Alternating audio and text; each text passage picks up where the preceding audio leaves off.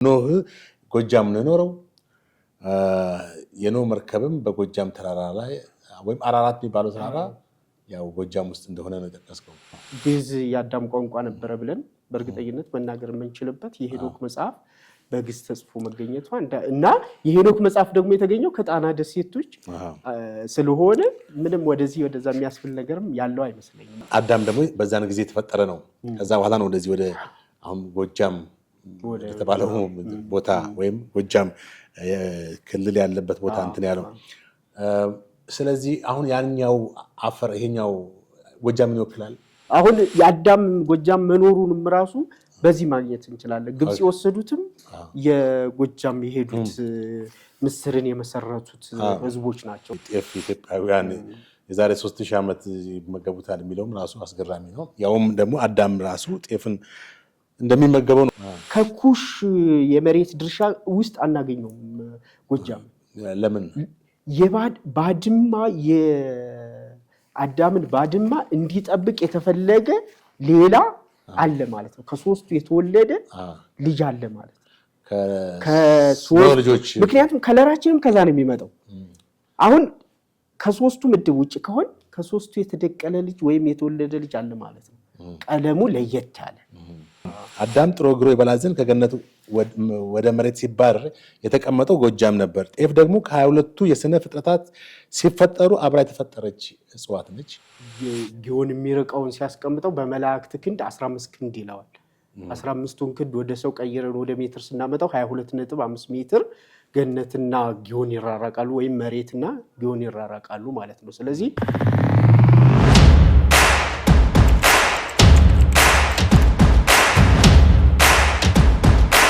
ጤና ይስጥልኝ ውድ ተመልካቾቻችን፣ እንዴት ሰንብታችኋል? እንደምን ከርማችኋል? ይህ የኢትዮጵያ ሚዲያ ነው። በዚህ ኢትዮጵያ ሚዲያ እንግዲህ የተለያዩ እንግዶችን ይዘንላችሁ እንቀርባለን።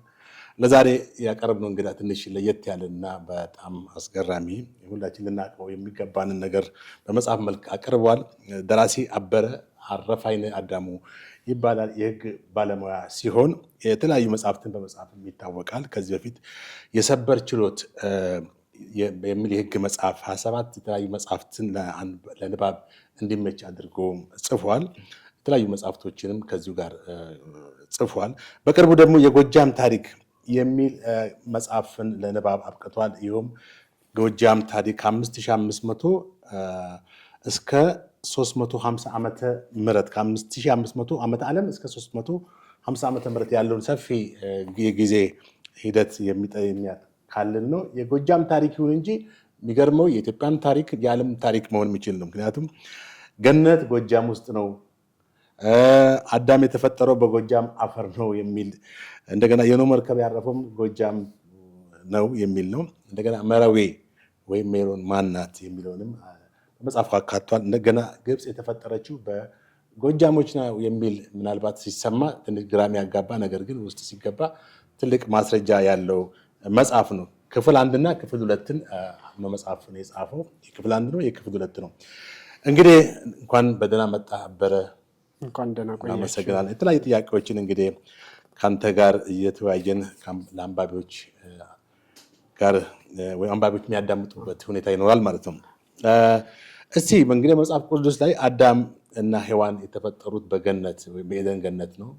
ከዛ በኋላ ግን የእግዚአብሔርን ትእዛዝ በመተላለፍ ወይም ሕግ በመተላለፍ ከኤደን ገነት መባረራቸው መጽሐፍ ቅዱስ በትክክል ያስቀምጣል። በክርስትና እምነትም ውስጥ ይሄ ትልቅ አስተምሮ ተቀባይነት ያለው እምነት ነው። ይሁን እንጂ ያ ገነት የት ነው ስፔሲፊካሊ የሚለው ማንም እንትን አይለውም። አንተ ደግሞ በዚህ መጽሐፍ ላይ ያን ገነት ጎጃም ውስጥ ነው የሚል ነው። ምንድነው ማስረጃ? እንዴት ነው መግለጽ የምትችለው? እሺ፣ አመሰግናለሁ ስለተጋበዝኩኝ።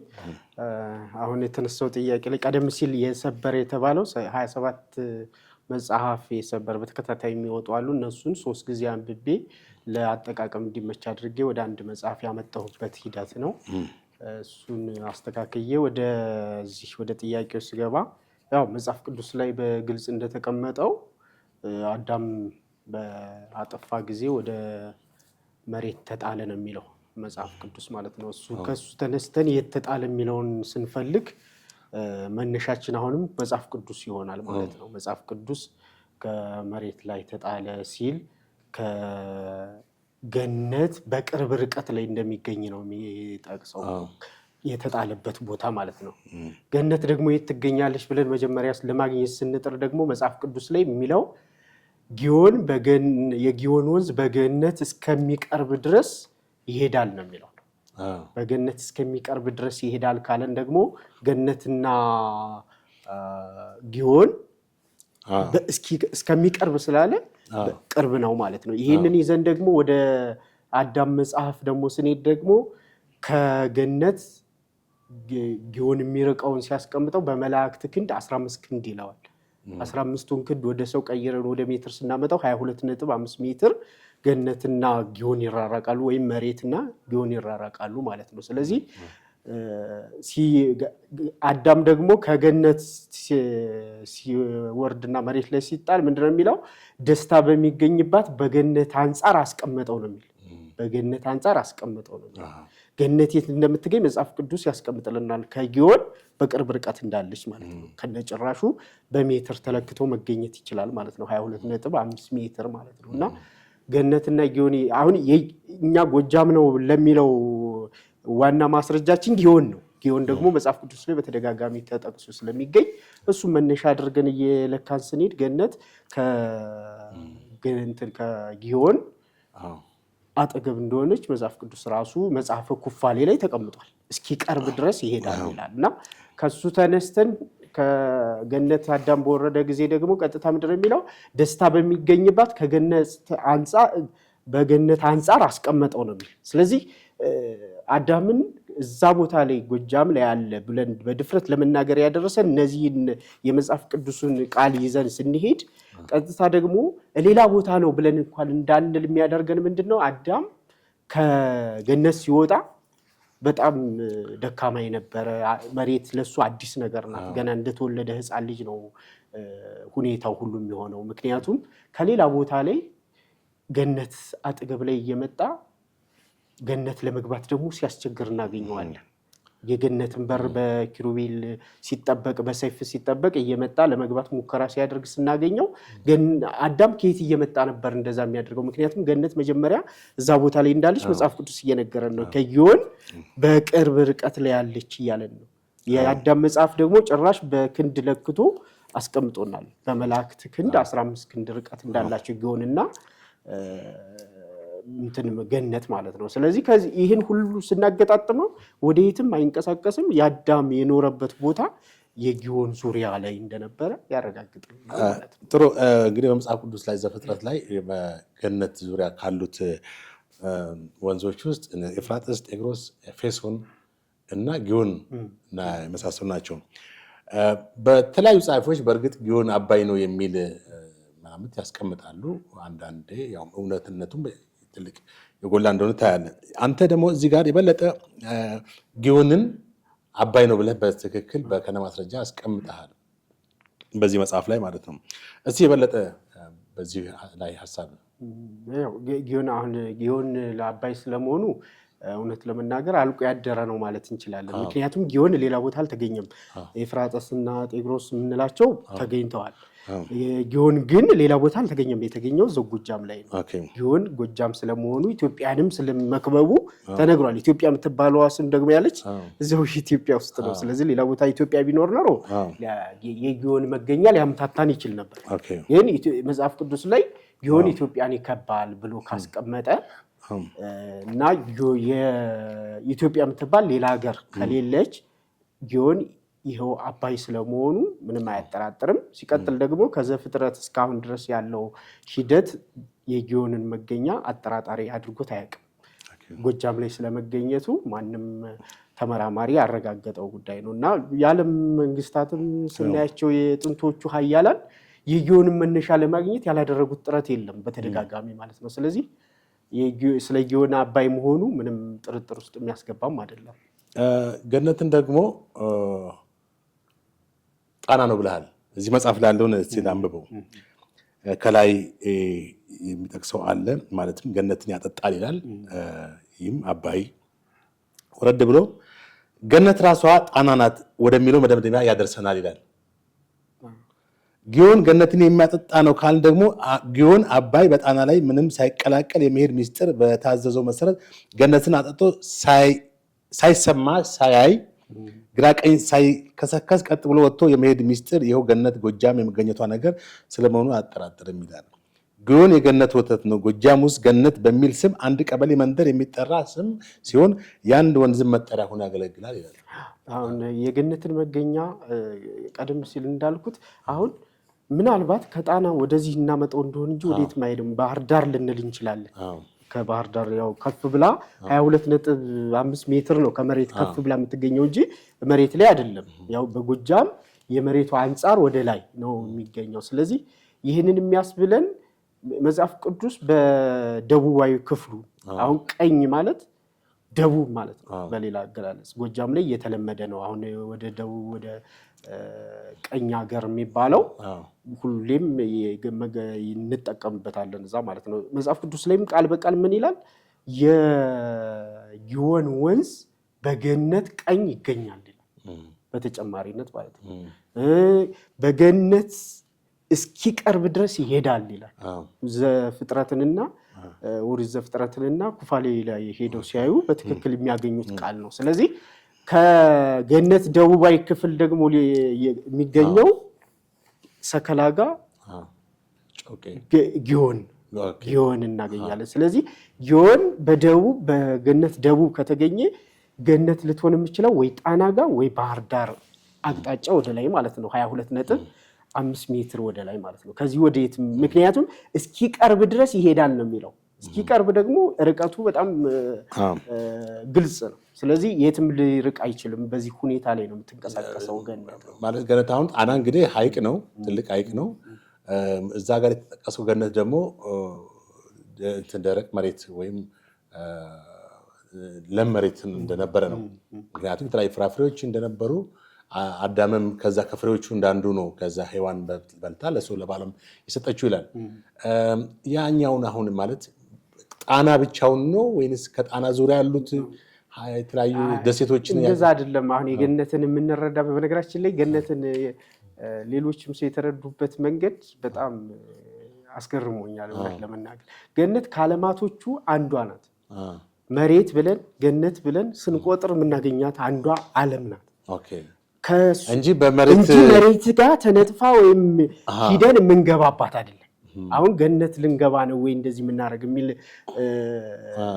እንትን ሰምቻለሁ። ግን በዚህ ፕላኔት ውስጥ ነች ወይስ ሲጀመር እኮ ምን ብሎታል? ፕላኔቷ ላይ ነች ወይ? ፕላኔቷ ራሷን ችላ አየር መሬት ጋር ግንኙነት የላትም። ከመሬት ውጭ ናት። 22.5 ከመሬት ከፍ ትላለች። አሁን ይሄ አነገላለጽ በአዳም ዘመን ነው እንጂ በአሁኑ እንደውም ጭራሽ የት ጋር እንዳለች የምናውቀው ታሪክ የለም። ጠፍታለችም።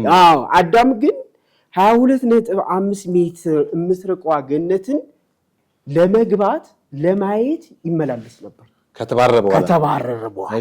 ይሄ ማለት ያያት ነበረ። እሱ ብቻ አይደለም፣ እስከ ኑህ ድረስ ያሉት ሁሉ ያዩዋት ነበር። የመላእክትን ዝማሬ ሁሉ ይሰሙ ነበረ፣ ከቅርበቷ የተነሳ ማለት ነው። የሴት ልጆች የአዳም ልጅ ሴት የሱ ዘሮች ጻድቃን ናቸው ይላል በሃይማኖትም ማለት ነው። እና ከሃይማኖታቸው አንጻር የመላእክትን ዝማሬ ሁሉ ይሰሙ ነበረ ብሎ ይገልጻቸዋል። ስለዚህ የገነት አቀማመጥ ጎጃም አንጻራዊ ከፍታ ላይ ለማለት ነው እንጂ ጎጃም መሬቱ ጋር አለች ማለት አይደለም።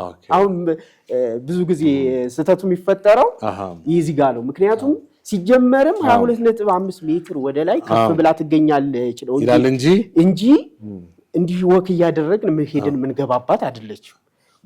ለመታየትም የበቃችው ከአዳም ጀምሮ ከሱ ትውልዶች አንጻራዊ ጻድቃን በነበሩት ልጆቹ የልጅ ልጆቹ እንጂ በእኛ አይንም አይደለም። አሁን ላይ እንያት ብንል አናያትም። ስለዚህ ከዓለማቶቹ አንዷ ናት።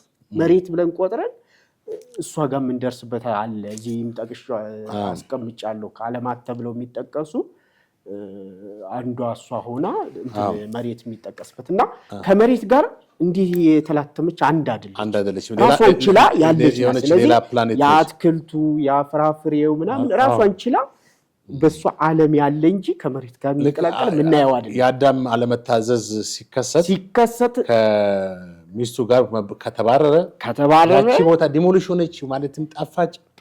ተሰወረች። እሱ ያያት ነበር ይመላልሳ ይላል እኮ ወርዝ ዘፍጥረት ጋር ኪሩቤል በሯን ይዞ ይጠብቅ ነበር። እንደውም ቤት ለመግባት አስቦ ነው እንደውም ሌላ ምርምር የሚጠይቀው ሊገባ ሁሉ ሙከራ ሲያደርግ እናገኘዋለን። የሉም ኪሩቤል የለም ብሎ ባሰበ ቀን በድፍረት ሊገባ ሲሄድ እናገኘዋለን። ባለቀን ደግሞ ጸሎት ሲያደርግ እናገኘዋለን። እግዚአብሔር ሲማጸን ማለት ነው። ስለዚህ የገነትና የመሬት ግንኙነት አየር ላይ ነው እንጂ እንትን አይደለም፣ ተገናኘ አይደለም። ጥሩ እንግዲህ አንባቢዎች ይሄን መጽሐፍ እንዲያነቡ በድጋሚ እንጋብዛለን። ምክንያቱም ጥልቅ የሆኑ ምርምሮች ያደረገበት ነው ደራሲው አበረ እና አንብባችሁ መረጃዎችን ታገኛላችሁ። መከራከርም ካስፈለገ በዛ ላይ ሐሳብ መስጠት ይቻላል። ሌላው አዳም የተፈጠረው ጎጃም አፈር ነው የሚል ነው። እንግዲህ እግዚአብሔር መጽሐፍ ቅዱስ ላይ ሰውን ከምድር አፈር አበጀው የሚለው አለ። ማንም ሰው የሚያውቀው ነው። ሰው ከአፈር ነው የተፈጠረው። የእግዚአብሔር እስትንፋስ አለ ህይወት እንዲኖረው ማለት ነው። አሁን ገጽ 83 ላይ ምንድነው የጻፍከው? ከጎጃም መንጭቶ ጎጃምን ከቦ የሚሄድ ከሆነ አዳም የተሰራበት አፈር የጎጃም አፈር ነው ይላል ብለን መደምደም እንችላለን ይላል። እስቲ ስለዚህ እዚህ አሁን አዳም የተሰራበትን አፈር ሆን ብዬ ጎጃም ለመውሰድ አስቤ አይደለም። ምክንያቱም ከመጽሐፍ ቅዱስ የምናዋጣቸው ነገሮች አሉ። አዳም ከአፈር ነው የተሰራ ተብለናል። አዳም የተሰራባትን አፈር ሊያርስ ወይም ሊቆፍር ተጣለ ይላል። በኋላም ተመልሶ አፈር ነበርክና ወደ አፈር ትመለሳለህ ተብሏል። ስለዚህ እነዚህን ይዘናል። ስለዚህ አዳም ከሆነ አፈር ተሰርቷል። የአፈር መቼም ከየዓለማቱ እየተለቀመ አልተሰራ ከሆነ ቦታ አፈር ተቆንጥሮ ተሰርቷል። ስለዚህ የአፈር የት ነው ብለን ስንፈልገው ማስረጃዎቹ የሚሰጡን ቦታ እዛ ይሆናል። ምክንያቱም ምንድነው የሚለን ገነትን ቅድም አንጻራዊ ከጊዮን በቅርብ ርቀት እንዳለች አግኝተናል። ስለዚህ ምንድነው የሚለው ከገነት ሲባረር ደስታ በሚገኝባት መሬት አስቀመጠው ነው የሚል አለ መጽሐፍ ቅዱስ ጋር ማለት ነው። ከገነት ሲወጣ ደስታ ብሎ ነው የሚለው። ደስታ በሚገኝባት መሬት አስቀመጠው ይላል። ደስታ የሚገኝባት መሬት አስቀመጠው ካልን እዛ ቦታ ላይ ሲቀመጥ ደግሞ ሌላ ቦታ እንዳልተቀመጠ ጎጃም እንደሆነ ደግሞ ከሱ አቅም አንጻር እየተመላለሰ ለመግባት ሙከራ ሲያደርግ አግኝተነዋል። ምክንያቱም ከሌላ ከርቀት ቦታ የሚመጣበት አቅም የለውም። ገና እንደ ሕፃን ልጅ ነው የሚቆጠረው። እሱ ለመሬት አዲስ ነው። ከሌላ ዓለም እየመጣ ገነት ለመግባት ሙከራ አያደርግም። እዛው ቅርብ ርቀት ነው። ሲቀጥል ደግሞ መጽሐፍ ቅዱስ እየደጋገመ ምን ብሎናል? ከገነት አንጻር ቅርብ እንደሆነ የአዳም መኖሪያ ይነግረናል። ከዛ ደግሞ ከገነት አንጻር ደስታ በሚገኝባት መሬት አስቀመጠው ነው የሚል ቃሉ ራሱ አስቀመጠው ካለን ምንድነው የሚሆነው? መሬትን የተሰራባትን መሬት ይቆፍር ያርስ ዘንድ መሬት ላይ ጣለው ካለንና ከገነት አንጻር ደስታ በሚገኝባት መሬት ጣለው ካለን ያ መሬት የጎጃም መሬት ነው። ምንም ጥርጥር የለውም። ምክንያቱም ከገነት አንጻር አስቀመጠው። ገነትን ቅድም ስንላት ስለነበር አግኝተናታል። ስለዚህ የተሰራበት አፈርም ያ ስለመሆኑ እየጠቆመን ነው ማለት ነው፣ እያረጋገጠልን ነው። የተሰራባትን መሬት በላቡ እያረሰ ይበላ ዘንድ መሬት ላይ ተጣለ ሲለን የተጣለበትን ቦታ ሁሉ ነገረን። የተጣለ ስንል ከገነት አንጻር አስቀመጠው ነው። አዎ፣ ግን አሁን እዚህ ጋር ማለት እንደው የበለጠ ያቺ ፕላኔትን ጠፍታለች ብለናል እና አዳም ደግሞ በዛን ጊዜ የተፈጠረ ነው። ከዛ በኋላ ነው ወደዚህ ወደ አሁን ጎጃም የተባለው ቦታ ወይም ጎጃም ክልል ያለበት ቦታ እንትን ያለው። ስለዚህ አሁን ያኛው አፈር ይሄኛው ጎጃምን ይወክላል። አሁን ምንድነው መሰለህ ስሙን ነገም ልንቀይረው እንችላለን። ጎጃም የሚለው የሆነ ስም ሊሰጠው ይችላል። መሬቱ ግን መሬት ነው። ዓለም ስትፈጠር የተሰራ ነው። ያ ጊዮን የሚከበው መሬት ሲሰራ ዓለም ሲሰራ አብሮ ተሰርቷል። ስሙ ያኔ ጎጃም ተብሎ በዛ የዛሬ 7000 ዓመት ላይ ጎጃም ላይባል ይችላል። አፈሩ ግን ያፈር ነው። ምክንያቱም አፈሩ አይቀየርም። ዓለም ስትሰራ የጎጃምን ማፈር አብሮ ተሰርቷል። ስያሜው ግን መቼ መጣ የሚለውም በሌላ መንገድ ልናየው እንችላለን። ግን አፈሩ ግን ያ ነው። ያ ምክንያቱም የማያንቀሳቅሰን ማን እንደሆነ ታውቃለህ? ጊዮን። አሁን እኔ ጎጃም አደርገው ብዬ ወይም የሆነ ለመጻፍ እዚያ ጋር ለመሄድ ብያለሁ። ጊዮን ግን ዓለም ሲፈጠር ጀምሮ አለ፣ አሁንም አለ። መጽሐፍ ቅዱስ ጋር እናገኘዋለን። ሌሎች ተመራማሪዎች መጽሐፍ ላይ እናገኘዋለን። ስለዚህ የጎጃም የሚለውን ቃል ሌላ መግለጫ ስለሌለው ተጠቀምኩት እንጂ ያ መሬት ድሮም አለ አሁንም አለ። ስለዚህ ያንን አፈር ተጠቅሞ እንደተሰራ ያንን መሬትም እንዳረሰ ከገነት አንጻርም እዛ እንደተቀመጠ ማግኘት ይቻላል በቀላሉ ማለት ነው። ጥሩ እንግዲህ ሌላው ደግሞ ስለ ጤፍ ነው። ስለ ጤፍም አንስታል። እንግዲህ የሚገርመው የጤፍ ኢትዮጵያውያን የዛሬ 3000 ዓመት ይመገቡታል የሚለውም ራሱ አስገራሚ ነው። ያውም ደግሞ አዳም ራሱ ጤፍን እንደሚመገበው ነው እዚህ የጠቀስከው። አዳም ጥሮ ግሮ ይበላ ዘንድ ከገነት ወደ መሬት ሲባረር የተቀመጠው ጎጃም ነበር። ጤፍ ደግሞ ከ22ቱ የስነ ፍጥረታት ሲፈጠሩ አብራ የተፈጠረች እጽዋት ነች። ይህችንም ጤፍ አዳም ለምግብነት ከሚጠቀምባቸው አዝርዕት አይነቶች አንዷ ነች ይላል። ምናልባት በዚህም ላይ እስኪ አሁን አዳምን ቀደም ስናወራ ነበር አይደል? እንግሊዞች በነገራችን ላይ አዳምን እኛ ጋር ነበር ነው የሚለው። ገነት እኛ ጋር ናት ነው የሚለው እንግሊዞች በራሳቸው መጽሐፍ ታሪክ ጸሐፊዎች ማለት ነው። ይሄ ማለት የነሱ መነሻ የላቸው የኛ ጊዮን ስላለልን ጊዮን ተደጋጋሚ ተነስቷል። በነገራችን መጽሐፍ ቅዱስ ላይ በተደጋጋሚ ንጉሥ ሰለሞን ሳይቀር የተቀባበት ወንዝ ነው። ጊዮን ላይ ነው መጥቶ የተቀባው። ይሄን በሌላ ጊዜ በሰፊው ልናየው እንችላለን እንጂ ጊዮን በተደጋጋሚ የተነሳ ወንዝ ነው እና ይሄ መነሻ ስላለን እኛ አዳም እኛ ጋር ነበረ፣ ገነት እኛ ጋር ነበረች፣ የኖህ እያልን ብንቀጥል እኛ ማስረጃ አለን። የሌላቸው እንግሊዞች ግን ይህንን ብለዋል። ወንጌል ሳይቀር እኛ ጋር ነው የተሰበከ ያሉበት አጋጣሚ አለ። ወንጌል እኛ ጋር ስለ 34 ላይ በሂንደኪ ዘመን እኛ ጋር ስለመሰበኩ በኋላ ካነሳ ነው ከመሪዌ ጋር ማንሳት እንችላለን። ይሄ ሁሉ እያለ እንግሊዞች ግን ይህንን ይሉናል።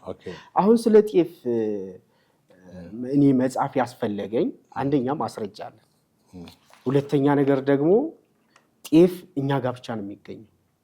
አሁን ቅርብ ጊዜ ጤፍ አውሮፓ ሀገር አንዷ ልታስመዘግበው እንደነበረ የኔ ምርት ነው የኔ ግኝት ነው ብላ ልታስመዘግበው እንደነበረ እና የኛ ደግሞ እየተቃወምን እንደነበረ በሶሻል ሚዲያ ሰማ ነበር። እና እንደዚህ አይነት ክስተቶች ከመከሰታቸው በፊት እኛ ማስረጃዎችን ተጠቅመን መሰነድ የለብንም ወይ ነው የኔ ጥያቄ። አሁን ለዚህ ለምርምር የተነሳሽ ሆነኝ እኛ አስተማማኝ ማስረጃዎች እያሉን አስቀድመን ጽፈን አሰናድተን ለዓለም መስጠት የለብንም ወይ?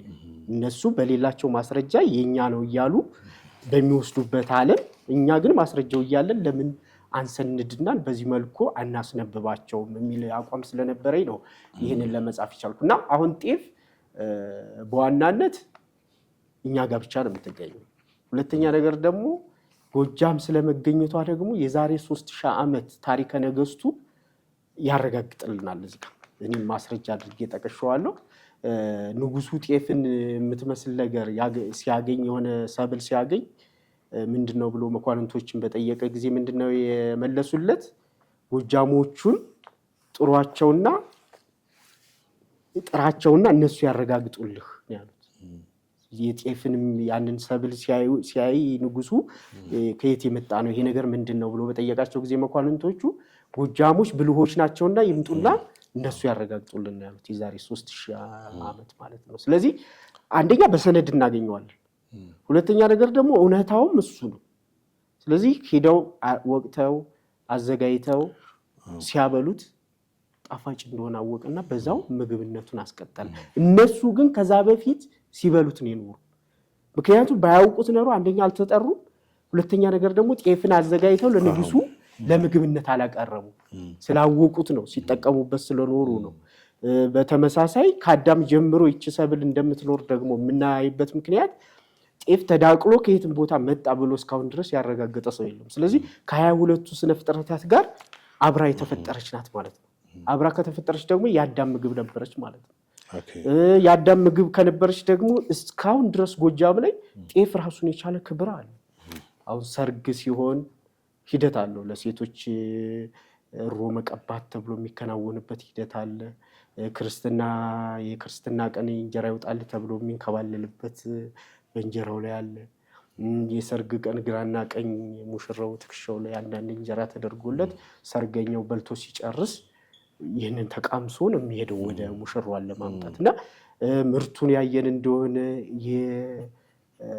ተመርቶ ሲያልቅ ተወቅቶ ሲያልቅ በስነ ስርዓት ምርቱ ሲከመርና ጤፉ ጋቢ ለብሶ ተበልቶ ተጠጥቶ ነው ወደ ጭነት የሚገባው እንጂ እንዲህ ደርሶ እንትን አይደለም። እና ምን ያህል ክብር እንዳለው ስናይ አሁን ጎጃም ላይ ገበያ ላለመውጣት አንዳንድ እህሎችን በተመሳሳይ ይዘራሉ። በዋናነት የጎጃም ገበሬ ጤፍ ቢዘራ ደስታው ነው። ጤፍ ነው እኛ እዛ ጋር የሚለው። አሁንም የምናየው በኢትዮጵያ ደረጃ ከፍተኛ የጤፍ አምራች ጎጃም ውስጥ ነው ያለው። መሬቱም በተመሳሳይ መሬቱም ይመቸዋል ለጤፉ ማለት ነው። ስሪቱ ከመጀመሪያው ጀምሮ እዛ እንደነበረች እና ይህንን ልልበት የቻልኩት ሁሉም እየተነሳ የእኛን ነገር እየወሰደ ስለሆነ አሁን ይህንን ሰነድ ይዘን በእርግጥ የተመለሰ ይመስለኛል። የሆነች አውሮፓዊት ሀገር ልታስመዘግበው ነበር ጤፍ የኔ ነው ብላ የእሷ እንዳልሆነ ማስረጃ ሆኖ መቅረብ ይችላል። እንደዚህ ከታሪካዊ አመጣጡ ጀምረን ማስረጃ አድርገን ማቅረብ እንችላለን። ስለዚህ የጎጃም ታሪክ የጎጃም ቦታ ላይ ይገኛል ማለት የኢትዮጵያ አይደለም ማለት አይደለም። እቺ አውሮፓዊት ሀገር ማነች ማለት? አሁን እሷን ሀገር አላገኘኋትም። በጣም ግን ይሹ ነበር። ግን ማለት በኢትዮጵያ መንግስት ደረጃ ምንድነው የተሰጠው ምላሽ? ክርክር ነበር። ኤፍንስ ወደ ውጭ የሚልኩ ሰዎችስ ምንድነው በዚህ ላይ ያላቸው? ግን የአውሮፓዊት ሀገር እንዳታስመዘግበው ግን ከፍተኛ በውጭ ጉዳይ ሚኒስትር በኩል ክርክር ተደርጎ አስቁመውታል የሚል ነገር ሰምቻለሁ። ግን እስከዚህ ድረስ ሊወሰድብን የሚችልበትን በእንዲህ አይነት ማስረጃ ማስቀረት ይቻላል። ልክ ቡናን የኛ ነው እንደሚሉት እንደ የመን ቡና የመን ነው ይላሉ። የላቲን አሜሪካ ሀገሮችም እንደዛ ብራዚልም በእርግጥ ከፍተኛ አምራች ናት። እንደዚህ ማለቷን ባላቅም ግን አሁን ከፍተኛ አምራች ናት። በቡናዋን የምትታወቅ ትክክል። ዞሮ ዞሮ የኛ የሆነውን ሀብት አሳልፈን መስጠት በጣም አደገኛ ነው። ግን እንደዛ ማለት ግን ማስረጃ ያስፈልጋል። አሁን ለዓለም አደባባይ ላይም ለመቆም በሀገር አቀፍ ደረጃም እንደዚህ ለመንገር ማስረጃዎቹን አስቀድሞ መሰነድ ይጠይቃል። እና የኔ ዓላማ የጎጃም ታሪክ ማለት ያልተጠናውን የጎጃም ታሪክ ለማጥናት እንጂ የተለየ ነገር የለውም። የኢትዮጵያ ታሪክ ሆኖ መቅረብ ይችላል የትም ቦታ። ትክክል። ሌላው ያነሳኸው ነጥብ የግዕዝ ቋንቋን ነው። አዳም እንግዲህ የመጀመሪያው የግዕዝ ቋንቋ ተናጋሪ ነው ብለሃል። እዚህ ጋር የጠቀስከው ማስረጃ አለ። እንግዲህ ይሄ ምን ያክል ተጨባጭ ነው? ምን ያክልስ አዳም የሚናገረው ቋንቋ ግዕዝ ነው ብለን እንድንልስ የሚያስደርገን ምንድን ነው? ይህም በተመሳሳይ ያው ከመጽሐፍ ቅዱስ ላይ በግልጽ ተጽፎ ባናገኘው የሄኖክ መጽሐፈ ሄኖክ ተጽፎ የተገኘ በግዕዝ ነው። መጽሐፈ ሄኖክ በግዕዝ ስለመጻፉ ዓለም የተስማማበት ቺካጎ ዩኒቨርሲቲ ይሁን የመጽሐፈ ሄኖክን በየዓመቱ እያጠና የሚያቀርብበት እንትን አለው ስኬጁል አለው የሚል ነገር ሰምቻለሁ። እና ዓለም እያጠናው ያለው የሄኖክ መጽሐፍ በግዕዝ ነው ተጽፎ የተገኘ። ሄኖክ ደግሞ 7ኛ ትውልድ ለአዳም ነው። ያ ማለት ደግሞ በጣም አጭር ነው። በዛ መካከል ሌላ ቋንቋ አዳም ይናገር ነበር ብሎ ለማለት ያን ያህል የሚያስደፍር አይደለም። አዳም ራሱን ማስረጃውን አዳም ሲናገረው ባላገኝም የሄኖክ መጽሐፍ ግን 100% የተረጋገጠው በግዕዝ ተጽፎ መገኘቱ ነው። ስለዚህ የግዕዝ ከቋንቋነትም አልፎ የጽሁፍ ቋንቋ እንደነበረ የሄኖክ መጽሐፍ ያረጋግጠናል። ስለዚህ ግዕዝ የአዳም ቋንቋ ነበረ ብለን በእርግጠኝነት መናገር የምንችልበት የሄኖክ መጽሐፍ በግዕዝ ተጽፎ መገኘቱ እና የሄኖክ መጽሐፍ ደግሞ የተገኘው ከጣና ደሴቶች ስለሆነ ምንም ወደዛ የሚያስብል ነገርም ያለው አይመስለኝም። ማስረጃው በዛ መልኩ አስተማማኝ ያደርገዋል። እንግዲህ መጽሐፍ ቅዱስ ላይ አዳም እግዚአብሔርን ትእዛዝ ከተላለፈ በኋላ ከገነት ተባሯል። ገነትንም እግዚአብሔር በሚንበልበት እሳት ኪሩብ አስጠበቃት ይላል። አንተ እንዳልከው ተመልሶ እንዳይገባ ነው፣ ሌላ ነገር አይደለም። ከዛ በኋላ እንግዲህ አንተ የጠቀስከው ታሪክ አለ። ደግሞም በመጽሐፍ ቅዱስ በራሱ ደግሞ ኢየሱስ ክርስቶስ የሲኦል መክፈቻን እና የገነት ቁልፍ እንደያዘ በመጽሐፍ ቅዱስ ይጠቅሳል። አሁን ይሄ ፒክቸር ማለት ነው እንግዲህ ተመልካቾችም ይሄን የሚመለከቱት መስቀል በአብዛኛው በጎጃም ውስጥ የሚያደርጉት ነገር ነው። እቺ ከአናቷ ላይ አለች የቶ አሁን ብዙ ሰው የሚረዳው መስቀል ብሎ ብቻ ነው። ይሄ መስቀል እንግዲህ ብዙ በተለይ ከሰሜን አካባቢ መጡ ሰዎች የሚያደርጉት አይነት ነው እና እዚህ ጋር የጠቀስከው ነገር አለ። ይሄ ምልክት እስቲ በተመለከተ የበለጠ እሱ ምልክት ምን መሰለህ? ያው አሁን እንዳልከው የአዳም የገነት የቁል መክፈቻ ብሎ ያስባት የነበረች ምልክት ናት ምልክትነቷና ከዛ በኋላ የልጅ ልጆቹ በየምልክቱ በየሁኔታው እየተጠቀሙበት ነበር እያደረጉት ማለት ነው። አሁን ይሄንን ምልክት የት ሄዶ እናገኘዋለን? ግብጽ ሄዶ እናገኘዋለን። ይሄ ምልክት ግብጽ እናገኘዋለን። በሚገርም ሁኔታ አክሱም ሐውልት ላይም የጄምስ ብሩስ በስነ ስርዓት ቀርጾ ይዞት ሄዷል። አክሱም ሐውልት ላይም ይሄን ምልክት እናገኘዋለን። ስለዚህ ይሄ ምልክት አክሱም ሐውልት ላይ ካገኘ ነው ግብጽ ሄዶ ካገኘ ነው። በኋላ ደግሞ ከክርስቶስ ልደት በኋላ ደግሞ እኛ ጋር ደግሞ አጥንቢላ በሚል ተሰርቶ እናገኘዋለን። አጥንቢላ ምትባላለች እንደዚህ በጆሮ አላት እንደዚህ እንደቶ ትታሰርና መቼ ትታሰራለች? ጳጉሜ ውስጥ ትታሰርና የምትቃጠል የመስቀል ቀን ትርጉም ባለው መንገድ ነው እኛ ጋር እየተሰራበት ያለ። አሁን ከክርስቶስ ልደት በኋላ ይቺ በመስቀልነት አታገለግልም ወይም በምልክትነት ጎጃም ውስጥ አታገለግልም። ምክንያቱም ከዛ በፊት ነበረ በዚች ምልክት ገነት እንገባለን ወይም እንድናለን ተብሎ ሊታሰብ የሚችለው እንከፍትና እንገባለን ነው። ግን የገነት መግቢያ ቁልፍ ኢየሱስ ክርስቶስ ሆኖ ነው የተገኘው። ምክንያቱም ስቅለቱ ተፈጸመ፣ ገነት ተከፈተች። ስለዚህ የመስቀል ቀን ደመራ የለት ይቺ የአጥንቢላ የምንላትኛ እሷ እጃችን ጋር ትቆይና በተለይ ሴቶች ጋር ነው ትወስና ትቃጠላለች። ምክንያቱም በአንቺ አማካኝነት ሳይሆን ገነት የምትከፈት በኢየሱስ ክርስቶስ ተወልዶ በመሞት ነው በሚል ትርጉም እዛ ጋር ትሆናለች። ግን እስካሁን ድረስ ግብጽ እስከ 5ኛው ክፍለ ዘመንም ይመስለኛል ይሄንን አንክ በሚል እንደ መስቀል ነው የሚገለገሉበት፣ እንደ መስቀል ይገለገሉበታል። እኛ ጋር ግን እንደ መስቀል አይደለም ይሄ አገልግሎት ማለት። አሁን ያለው መስቀል ኖርማሊ በዚህ በኢትዮጵያ ኦርቶዶክስ ቤተክርስቲያን አማኞች በአብዛኛው የሚያደርጉት መስቀል አለ ትንሽ አንገታቸው ላይ፣ ይሄ ደግሞ አለ። ይሄንንም ያደርጋሉ። ሁለቱ መደበላለቅ ሁኔታ ያለ ስህተት ነው ማለት። ይሄ አሁን ለመስቀልነት አይደለም። ይሄ መስቀል አይደለም። ይሄ መስቀል አይደለም፣ ፈጽሞ መስቀል አይደለም። በቃ የገነት መክፈቻ ነው ብለው የጥንት አባቶቻችን ያምኑበት ነበርና በዛች መልኩ ይዘዋት የህይወት እንደውም ግብጽ ላይ የሚታወቀው እዚህ ጋር ጽፈዋለሁ የህይወት ቁልፍ ተብሎ ነው የሚታወቀው። የህይወት አዳም ከገነት ከተባረረ በኋላ ተመልሶ የመግባት አክሰሱን በትውልድ ተላልፏል ማለት ነው። ይሄ በትውልድ ተላልፏል። አሁን የአዳም ጎጃም መኖሩንም ራሱ በዚህ ማግኘት እንችላለን። ግብጽ የወሰዱትም የጎጃም የሄዱት ምስርን የመሰረቱት ህዝቦች ናቸው እና እዛ ምልክቱ በተሳሳተ መንገድ ነው የምታገኘው። በምንድነው መስቀል ሁሉ ብለው እስከሚያምኑት ድረስ ነው ያለው አሁን ከክርስትና በኋላ። እኛ ጋር ግን ከክርስትና በኋላ በዚህ እጅ ላይ ይቆይና ምሳሌውን ለማቆየት ይቆያል፣ ግን ቀጥታ የመስቀል ቀን ይቃጠላል ማለት ነው። ጥሩ እንግዲህ እንደሚታወቀው እንግዲህ ኢትዮጵያ፣ ግብጽና ሱዳን በተለይ በአባይ ወንዝ ላይ በጣም ታሪካዊና በጣም የቆየ ታሪክ ወይም አንድነትም ጋራ ተጠቃሚነትም አላቸው። ስለዚህ አሁን ግብጽን እዚህ ጋር መጽሐፍ ላይ የፈጠሩት ጎጃሞች ናቸው ብለሃል። እስቲ ይሄንን አሁን በእርግጥ እውነት ለመናገር መጽሐፉ ሙሉን ሲያነቡት አሁን የምናነሳቸው ሁሉ ማለት አሁን የምናነሳቸው ቁንጽል ስለሆኑ ያን ያህል ስሜት ላይሰጣቸው ወይም የሆነ ፈጥሬ ልቦለድ አይነት ነገር ዝም ብዬ በቃ ጎጃም መሆን አለበት ብዬ የጻፍኩ ሊመስላችሁ ይችላል። ስለዚህ መጽሐፉ እንዲያነቡት ጋብዛቸዋለሁ። ግን የኔ መነሻዬ ምንድነው? ቅድም መጽሐፍ ቅዱስን ይዘናል። መጽሐፉ በዚህ አጋጣሚ የት ነው የሚገኘው? የሚሸጥ የጃፋር መጽሐፍት ቤት፣ የኢዞፕ መጽሐፍት ቤት አብሮት ፊት ለፊት ያሉ መጽሐፍት ቤቶች ጋም ይገኛል። ባህር ዳር ደብረ ማርቆስ ያገኙታል። በጣም ጥሩ። እሺ። እና ምንድነው መነሻዬ?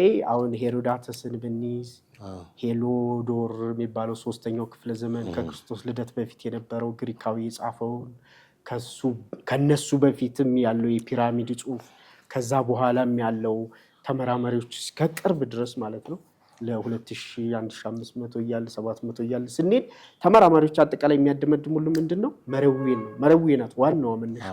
መረዌ የኛ ጻፊዎች ሱዳን ናት ብለው ነው የሚለው።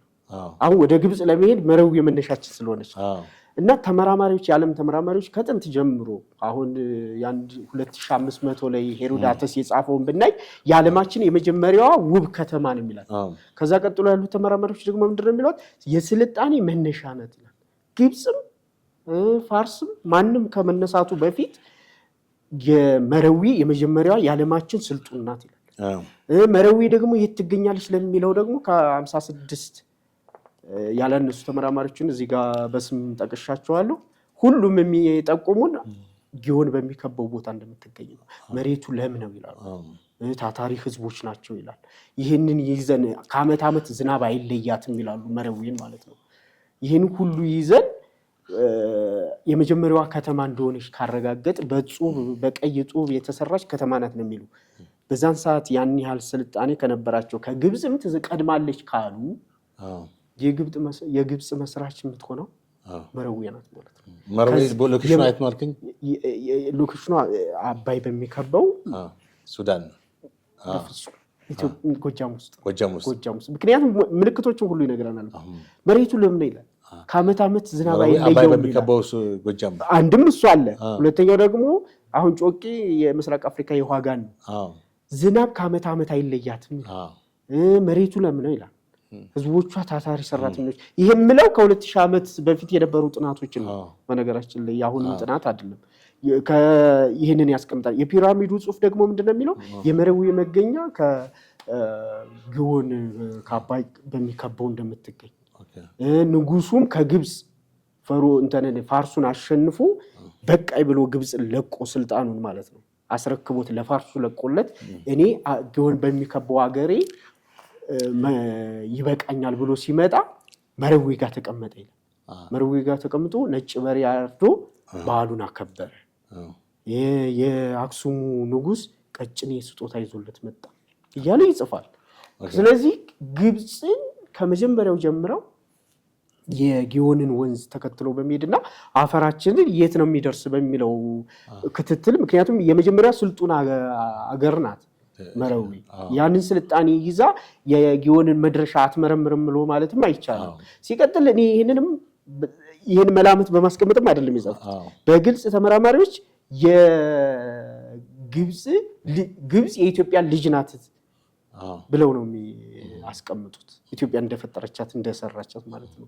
ተመራማሪዎች የሚሉትን ተነስቼ ነው እንዲሁ ዝም ብለን እንኳን ማስረጃውን ባይኖረን እንኳን ይቺ ስልጡን የሆነች የዓለማችን የስልጣኔ የመጀመሪያዋ ከተማ መረዊ የጎጃም ካለች የጊዮንን ወንዝ ተከትለው ወንዛችን የት ነው የሚደርስ አፈራችንስ የት ነው የሚዳረሸው ብለው በዛን ስልጣኔያቸው ሳይመረምሩ አይቀሩም ብሎ ሁሉ መስራት ይቻላል። ግን ማስረጃው አለ።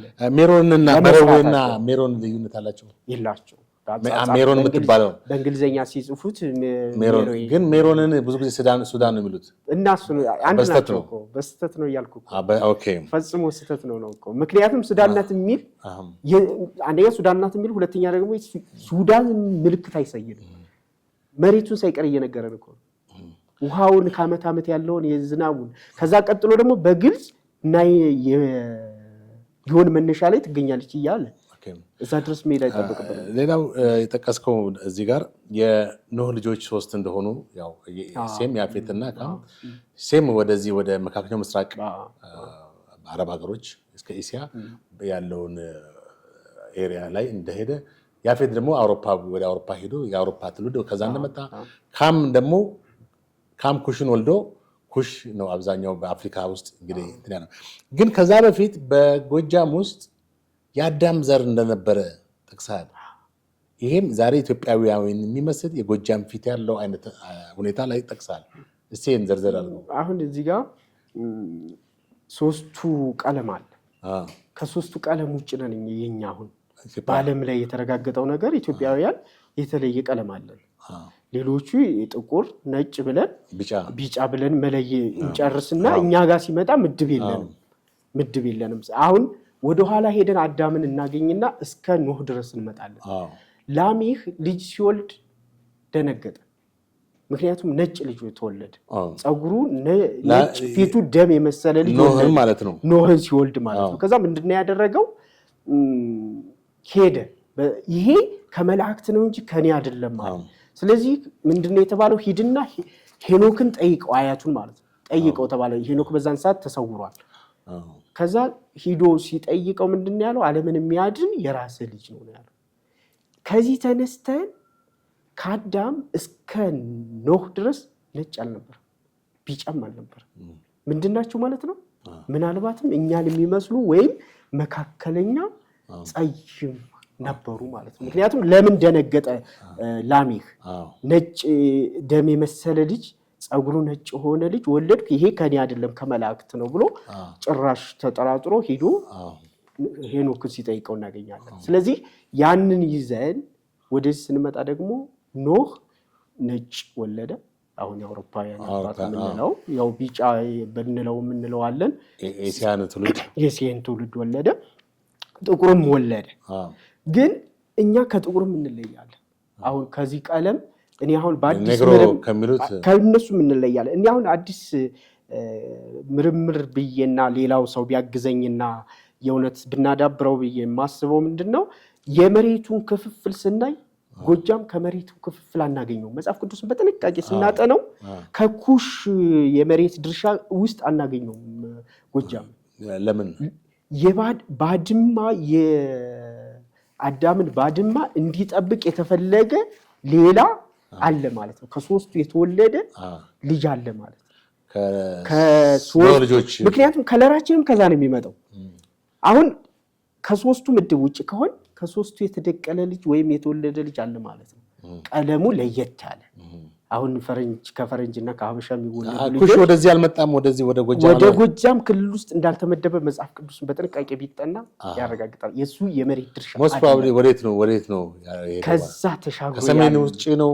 ከዛ ተሻግሮ አሁን እሱን ክልል ለማግኘት በጥንቃቄ ማጥናት ይጠይቃል እኔ ያረጋግጥኩት ግን የኩሽ ድርሻ ተደርጎ ጊዮን ዙሪያ የሚከበው ውስጥ እንዳልተመደበ ማረጋገጥ ይችላል በፈለገው መንገድ ምክንያቱም እዚህ ጋርም ጠቅሻለሁ የበለጠ ደግሞ የሚያግዘኝ ሰውና ማለት እንዲ በውይይት የምናዳብረው ሰው ካለ በእርግጠኝነት ማረጋገጥ የሚችላቸው ነገሮች ቢኖሩ ይሄ ክልል አልተመደበም ከቀለማችንም ከዛ ነው በነገራችን ላይ ተመራማሪዎች ግብጽን ስለማስተዳደራችንና ስለመመስረታችን አያይዞ የሚነገረው ምንድነው ግብጽ ጋር ያሉት የፈርዖኖቹ መልክ ጥቁርም አይደለም ነጭም አይደለም ቢጫም አይደለም ከፈለጋችሁ ኢትዮጵያ ውስጥ በፈለገው ቦታ ታገኙዋቸዋላችሁ ብለው ነው የሚጽፉ እነዛን የፈርዖኖችን መልክ ኢትዮጵያ ውስጥ ታገኙዋቸዋላችሁ ስለዚህ ይሄ ማለት የኛ ቀለም ከሶስቱ ውጭ ሊሆን የቻለው ደግሞ ከመጀመሪያው ከአዳም ነጭም አልነበሩ ያን ያህልም ጥቁርም አልነበሩ ከነሱ ወይም ከሶስቱ ይዘነው የወጣነው ቀለም አለ ከዛ ውጭ ምክንያቱም አሁን ህንድ ከኛ ጋር ይቀራረባል ህንድ ስልጣኔ መነሻዋ ከመረዊ ነው የሚጀምረው ስልጣኔው ግብጽ ይሄዳል ከግብጽ ቀጥሎ ወደ ህንድ ይሄዳል ወደ ፋርስ ይሄዳል ስለዚህ እነዛ ህዝቦች የኛ ህዝቦች ስላለመሆናቸው በምን መልኩ እንትን አንልም አሁን እነሱ ከየት መጡ የሚል ሰው ካለ በእርግጠኝነት ከኛ ሄዱ ናቸው ብሎ ማደማደም ይቻላል ጥናቶችም እሱን ነው የሚያረጋግጡት በነገራችን ላይ አሁን ይሄ ብዬ ለመጥቀስ ስለማልችል ነው እንጂ ህንድ ከኢትዮጵያውያን የተከፈሉ እንደሆኑ ይነገራልና ቀለማችን ከዚህ አንፃር የተፈጠረ ነው ብዬ ነው የማምነው የበለጠ ማዳበር ይቻላል ጥሩ እንግዲህ ወደፊት በመታጠናው እንትን ላይ ተካቷል በሚል ተስፋ እናደርጋለን ሌላው እንግዲህ ጎጃሜ ኖህ ነው አዳም እና ከአዳም ቀጥሎ ያሉት የአዳም ልጆች ከዛ በኋላ ደግሞ ኖህ ጎጃም ነው የኖረው የኖህ መርከብም በጎጃም ተራራ ላይ ወይም አራራት የሚባለው ተራራ ያው ጎጃም ውስጥ እንደሆነ ነው የጠቀስከው ኦኬ አሁን እዚህ ጋር ከመጀመሪያው ነው የመጽሐፌን እንዲያነቡት የጋበዝኩኝ ፋታ አያገኙም በእርግጠኝነት ሁሉም ነገር እየጠየቅኩ ሁሉም ነገር እየፈተውት ነው የሄድኩኝ ስለዚህ መጽሐፌን ሲያነቡት አሁን ማነሰው የኖህ ጉዳይ ሳይጠረጠራቸው ማደማደሚያ ላይ መድረስ ይችላል ምክንያቱም ገነትን እዛ አግኝተናል ከገነት አንፃር አዳም ተቀምጧል ብለናል የአዳም ልጅ የልጅ ልጆች ደግሞ ምን ያደርጋሉ የአዳምን አጽም ይዘው ከዛች ቦታ እንዳይንቀሳቀሱ ቃል እየተገባቡ ነው የሚሄዱ አንዱ እየረገሙ ሴት አዳም ሴትን ረግሞታል ቃል አስገብቶታል ሴት ደግሞ ልጁን እንደዚህ ያሉ ቀጥታ እስከ ኖህ ድረስ እዛ ቦታ ላይ ሲኖሩ ነው የምናገኛቸው እዛ ቦታ ላይ ሲኖሩ ስናገኛቸው ኖህ ጋር እንደርሳለን ኖህ ከዛ ጀምሮ ዛጋ እንደኖረ በዚህ መልኩ ካገኘን በኋላ መርከብ መስራት ይጀምራል። መርከቧን ሰርቶ ሲጨርስ መጽሐፍ ቅዱስ ላይ ምንድነው የሚለው? ስታልቅ ገብተው ሲያልቁ በውጭ ዘጋት ነው የሚለው። መርከብ እየቀዘፈ ኖህ አገር አቋርጦ አልሄደም፣ ዘጋት ነው የሚለው። ከዛ ቀጥሎ መጽሐፍ ላይ ምንድነው የምናገኘው? ጥፋት ውሃ መጣና መርከቧን ከፍ አደረጋት። ከዛ መልሶ ደግሞ ውሃው ሲጎል ተቀመጠች። ስለዚህ ተንቀሳቀሰች የሚል ቃል የለም መጽሐፍ ቅዱስ ጋር። ስለዚህ ከአዳም ጀምሮ ኖህ ድረስ እዛ እንደኖሩ በዛ መልኩ ከጨረስን በኋላ ስለ ኖህ መርከብ ካለምንም ጥርጥር ምን እናደርገዋለን? ከፍ አለች፣ ተቀመጠች ብሎ መጽሐፍ ቅዱስ ያስቀምጥልናል። በውጭ ተዘጋች፣ ምክንያቱም አይቀዝፍም፣ እሱ መሪ የላትም። ሰርቶ ሲጨርስ ገቡ፣ በውጭ ተዘጋች፣ ከፍ አለች፣ ሲጎል ተቀመጠች። ስለዚህ ከዛ ቦታ ወዴትም አልሄደችም፣ እዛ ጋር አረፈች። አሁን ዓለምን እያምታታ ያለ ምንድነው? አራራት ተራራ ማለት ስሞች በየጊዜው ይቀያየራሉ። በነገራችን ላይ ከመጽሐፍ ቅዱስ ተነስቶ አሁን ደብረ ታቦር ወይም ደብረ ዘይት ኢትዮጵያ ውስጥ ሆነው አይደለም፣ ከዛ ተነስተን ሰይመናል። ተመሳሳይ አራራት ተራራ የት ይገኛል? ቱርክ ይገኛል። ቱርክ ሲገኝ የሆነ ጊዜ ላይ ቮልካኖ ይሁን ምን ይሁን ያን ተራራ ይበረቅሰዋል። ያን ተራራ እንደዛ ሲያደርገው ምንድነው የተከሰተው? እረኛ የበግ ጠባቂ ምናየ የሆነ ነገር አየ። ያንን ነገር ለወስዶ ሲነግር ብዙም ትኩረት አልተሰጠውም ነበር። ሆነ ከ11 ዓመት በኋላ የኔቶ አባል የሆነ ፕሌን ይዞ በዛ ሲያልፍ፣ ካርታም አንባቢ ነው፣ በዛ ሲያልፍ ያንን ነገር ያየዋል። ከዛ በኋላ ተመራማሪዎች ሲመረምሩት መርከብ ነው ተባለና ከዛ በኋላ እንደዛ እያለ 79 ላይ የመጨረሻዎቹ ተመራማሪዎች መርከብ እንደሆነ ብረት እንደነበረው ብረት አለው አይልም መጽሐፍ ቅዱስ የኖህን መርከብ። በተጨማሪ ግን በዋናነት ምንድነው ያሉት? መጨረሻ ላይ ሲያደባደቡ የኖህ መርከብ ናት ማለት አንችልም ነው፣ ግን ጥንታዊ መርከብ እንደነበረና ከስር ተቀብሮ እንደተገኘ አረጋገጡ። ግን ምንድነው ያሉት? የኖህ መርከብ ነው ማለት ግን አንችልም። አማኙ ደግሞ ምን አለ? እስከዚህ ድረስ ማረጋገጫ ከተገኘ የኖህ መርከብ ናት ማንልበት ምክንያት ምን ይኖራል? ከዛ ተነስቶ ዓለም አሁን የኖህ መርከብ አራራት ተራራ ቱርክ ነው የተገኘች እያለ ያወራል። ግን ሳይንቲስቶች በዛ መልኩ አላደማደም፣ ናትም አይደለችም ለማለት አልደረስንም ብለው ብረት ካለው መጽሐፍ ቅዱስ ላይ የኖህ መርከቡን የሰራው እንደውም መጀመሪያ ማዕድን የተፈጥሮ ማዕድን መስሏቸው ነበረ። በዛ መልኩ ብረት እንዳለውና ጨርሰው ብቻ የሆነ የሚቀራረብ ነገር ጥናት ከደረሱ በኋላ የኖህ ናት ማለት ግን አንችልም ሲሉ የአማኙ ምንድነው ያለው? ይህን አማኙ ስትል የኦርቶዶክስ የመጽሐፍ ቅዱስ አማኙ የቱርክ በእንትንም አለች በነገራችን ላይ በቁርአንም ስላለ የኖህ መርከብ ኦርቶዶክሱም የሙስሊሙም ምንድነው ያደማደማው? እስከዚህ ድረስ ጥናታችሁ ካረጋገጠ የኦርቶዶክስ የኢትዮጵያ ኦርቶዶክስ ሳይሆን የዓለም ስፔሻሊ የምስራቅ ኦርቶዶክሶች የምስራቁም ሙስሊሙም በዛ ደረጃ ጥናታችሁ ካረጋገጠ የኖህ አራራት ይላል ተራራው መጽሐፍ ቅዱስ ጋር አለ። ይህን ያህል ጥንታዊ ሆና ካገኛችኋት የምናገጣጥመን ወደ የኖህ ናት ማለት ለምን አንችልም የሚለው ዓለምን ስላወዛገበውና አራራት ጋርዛ ስለተገጣጠመ ኢትዮጵያ ውስጥ ናት ብሎ ለማደማደም ስቲል ሰው ሲደክም እናየዋለን። ግን የኔን መጽሐፍ አንብበው ቀጥታ ኖህ ላይ ሲደርሱ አራት መከራከር ላይ ጎጃም የኖህ መርከብ፣ ምክንያቱም ተራሮች ነው የሚል ደግሞ ሌላኛው ደግሞ ነገራችን ላይ ተራሮች አለ ማለት ደግሞ ምንድነው ይዞልን የሚመጣው? ከአንድ በላይ ተራራ ደግሞ የምናገኘው ጎጃም ነው። አራት ተራሮች ተደርድረው የምናገኝበት። ስለዚህ ያቺ ተራራ እንትን መርከብ ያረፈች አራት ወይም ከአንድ በላይ በሆነ ተራራ ላይ እንጂ አንድ ተራራ ላይ አይደለም። እና ዓለምን እያምታታ ያለ ያ ጥናት ነው። ለዛውም ሳይንቲስቶች ባላረጋገጡት ሙሉ ለሙሉ ማለት ነው። እስከዛ ተቃርኖ እዚህ ጋር ጮቄ ተራራ ነው እንትን ያልከው። ጮቄ ተራራ ነው እኛ ጋር ጮቄ ብዙ ጊዜ ጮጬ ይባላል። ጮጬ ማለት ብርድ ማለት ነው። ብርድ ነው በጣም አይቼዋለሁ። ከዛ ውጪ ግን 7 ነው 8 ዓመት በፊት አይቼዋለሁ። ጮቄ ብርዱ በጣም ከባድ ነው። እንደገና ተራራው በጣም ጮቄ የሚለው የዓለም አቀፍ ስሙ ነው። ዓለም አቀፍ ስሙ እንጂ እኛ ጋር ጮጬ ነው የሚባለው። ጮጬ ነው የሚባለው። ከዛ በብርዱ ምክንያት ለአባይ ምንጭ አንዱ እሱ ነው። ብዙ ወንዞች ከዛም የሚመነጨው ነው። በኋላ እንዳልኩ የምስራቅ አፍሪካ የውሃ ጋን ተብሎ ነው የሚታወቀው። ከዛ ተነስቶ ነው ወደዚህ ወደ ግሸን ቢሆን ከዛ አይደለም የሚነሳው፣ ከግሸን ነው የሚነሳው። ከሰከላ የሚነሳው ግን ለጊዮን ግን አስተዋጽኦ የሚያደርገው ጮቄ ስር ያሉት ወንዞች ናቸው። ከዛ የሚመነጨው ስለዚህ የተለያዩ ተራሮች አንድ ላይ ሆነው ነው። አንድ ላይ 4 ተራሮች ናቸው። እኛ ጋር 4 መከራከር ነው የሚባለው። 4 ሰዎች የሚከራከሩ ነገራችን ላይ አራራትና 4 የሚለውም ያን ያህልም የፊደላት እንግዲህ ምናልባት መጪው ትውልድ የቅርቡ ጊዜ ትውልዱ ምን ሊለው ይችላል? 4 ሊሉ ነው እንጂ 4 ሆነው ተደርድረው ብሎ ትን ሊጨምር ይችላል። ጥሩ።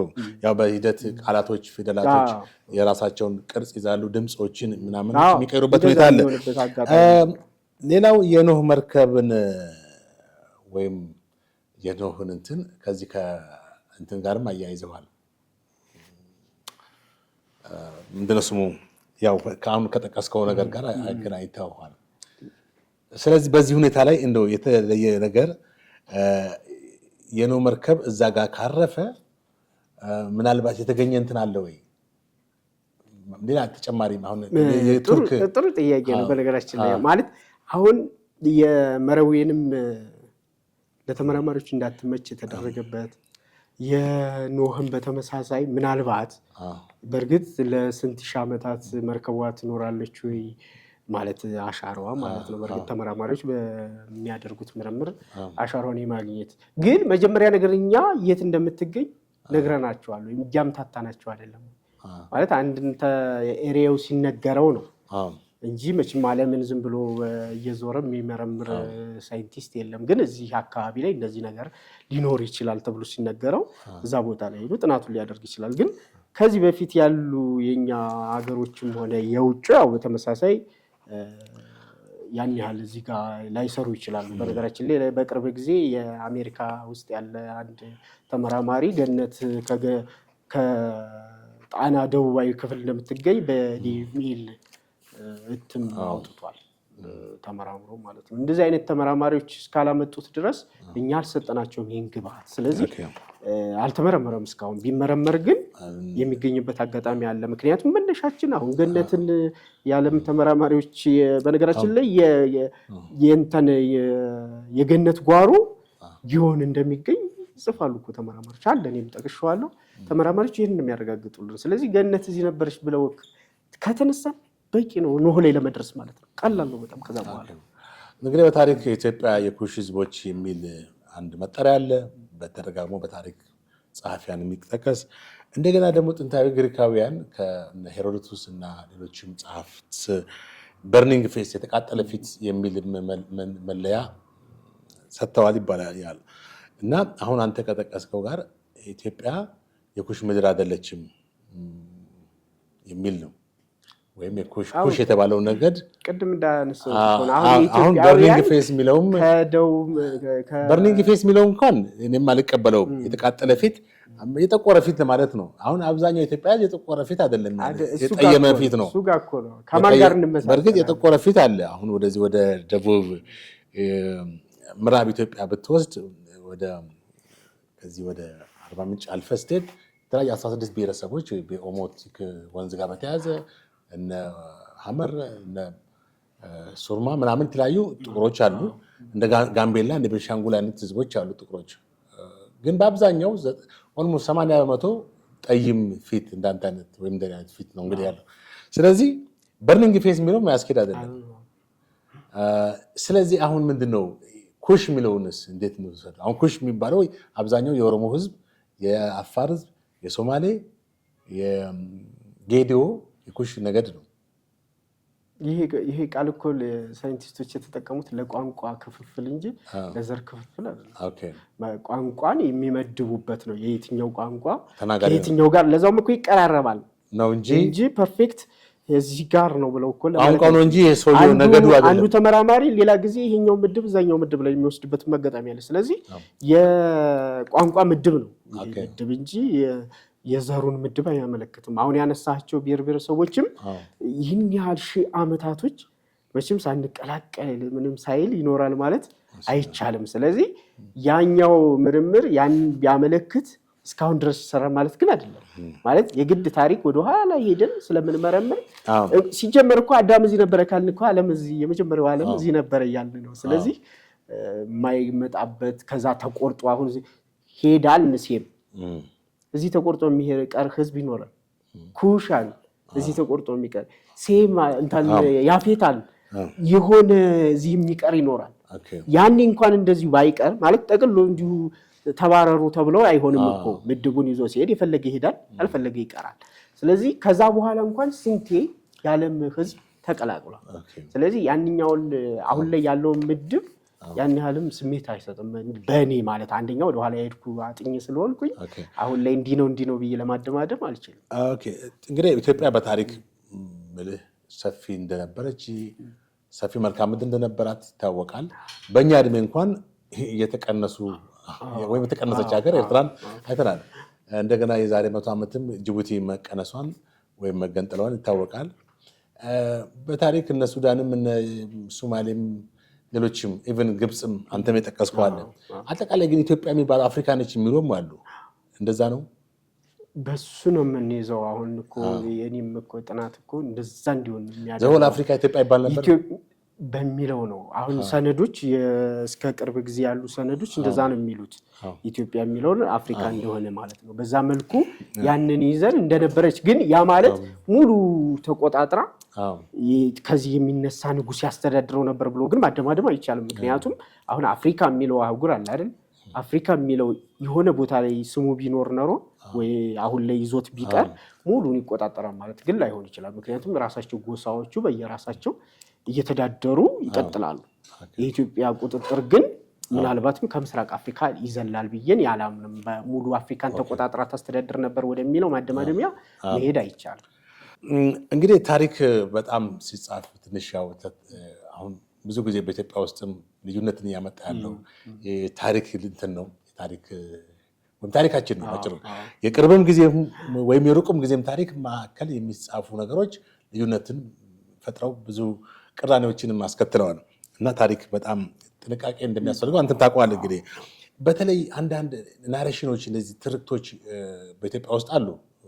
ለምሳሌ በ11ኛው ክፍለ ዘመን በግራኝ መሐመድ የተነሳው አፄ ልብነ ድንግል ጦር አውርድ ብለው ነው እግዚአብሔርን ጠይቀው ምናምን የሚል አንድ ናሬሽን አለ። እንደ የውዲት ጉዲት አይነት ጥንታዊ ታሪክ አለ። እሷ ተነስታ የአይሁድ እምነት ተከታይ ነች እንዴት ብላ በጣም ተቆጣ ተነስታ በአብያተ ክርስቲያናቶችን ገዳማትን ሁሉ ማጥፋት ጀመረች የሚል አለ። እንደገና የቅርብ ጊዜ ምኒልክ ላይም ደግሞ የሚወሩ ብዙ ትርክቶች አሉ እና ከነዚህ አንጻር ትክክለኛ ታሪክ የመጽሐፍ እንትን ምን ያክል ጥንቃቄ ታደርጋለህ?